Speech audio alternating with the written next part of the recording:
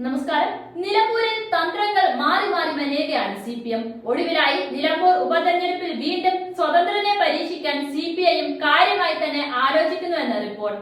ഇത്തവണയും LDF സ്ഥാനാർത്ഥിയായി സ്വതന്ത്രൻ വരാനുള്ള സാധ്യത ഏറെയാണ്.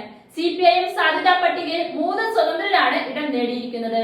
സംസ്ഥാന സ്പോർട്സ് കൗൺസിൽ പ്രസിഡന്റും മുൻ ഇന്ത്യൻ ഫുട്ബോൾ താരവുമായ യു ഷറഫ് അലി ഉൾപ്പെടെ പരിഗണനയിലുണ്ട്.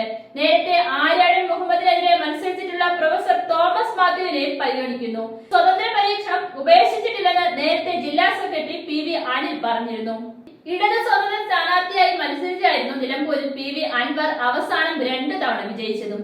അതേസമയം പാർട്ടി സ്ഥാനാർത്ഥികളെ മത്സര രംഗത്തിറക്കാനാണ് അവസാന തീരുമാനം ഉള്ളതെങ്കിലും സ്ഥാനാർത്ഥി ആലോചനകളും നടക്കുന്നുണ്ട്. അങ്ങനെയെങ്കിൽ DYFI ജില്ലാ പ്രസിഡന്റ് P ഷബീറിനെ സ്ഥാനാർത്ഥിയാക്കാനാണ് CPIയും ആലോചന.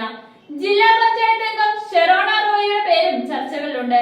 അതേസമയം നിലമ്പൂരിൽ നിന്നുള്ളവരല്ലാതെ സംസ്ഥാന തലത്തിൽ പ്രവർത്തിക്കുന്ന ഏതെങ്കിലും നേതാക്കളെ UDF സ്ഥാനാർത്ഥിയാക്കിയേക്കുമെന്നും LDF പ്രതീക്ഷിക്കുന്നുണ്ട്. അങ്ങനെയെങ്കിൽ M സ്വരാജിനെ മത്സരിപ്പിക്കാനാണ് ഇടതുപക്ഷത്തെ ധാരണ.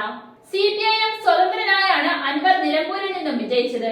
തുടർച്ചയായി 2 തവണ നിലമ്പൂരിൽ നിന്ന് വിജയിച്ച അൻവർ ആര്യാടൻ മുഹമ്മദിന്റെ കുത്തക മണ്ഡലമായിരുന്ന നിലമ്പൂരിനെ ഇടതുപക്ഷത്തിന് അനുകൂലമാക്കുകയായിരുന്നു. പിന്നീട് CPIയുമായി അകലുകയായിരുന്നു. വരുന്ന ഉപതെരഞ്ഞെടുപ്പിൽ നിലമ്പൂരിൽ മത്സരിക്കാനില്ലെന്ന് അൻവർ പ്രഖ്യാപിച്ചിരുന്നു. നിലമ്പൂരിൽ മത്സരിക്കില്ല, UDF നിർത്തുന്ന കോൺഗ്രസ് സ്ഥാനാർത്ഥിക്ക് നിരുപാധിക പിന്തുണ നൽകുകയും ചെയ്യും. സർക്കാരിന്റെ അവസാനത്തിൽ നടത്തുന്ന തെരഞ്ഞെടുപ്പ് പിണറായി സർക്കാരിനെതിരായ ആണിയായി മാറേണ്ടതുണ്ട്. തൃണമൂലിന്റെ പ്രവർത്തനവുമായി മുന്നോട്ട് പോകും. മലയോര കർഷകരുടെ പൂർണ്ണ പിന്തുണ കൂടി ആർജിച്ച് പിണറായി സത്തിന്റെ അവസാനം നിലമ്പൂർ ഉപതെരഞ്ഞെടുപ്പിലായിരിക്കും. പരിപൂർണ പിന്തുണ UDFന് നൽകും.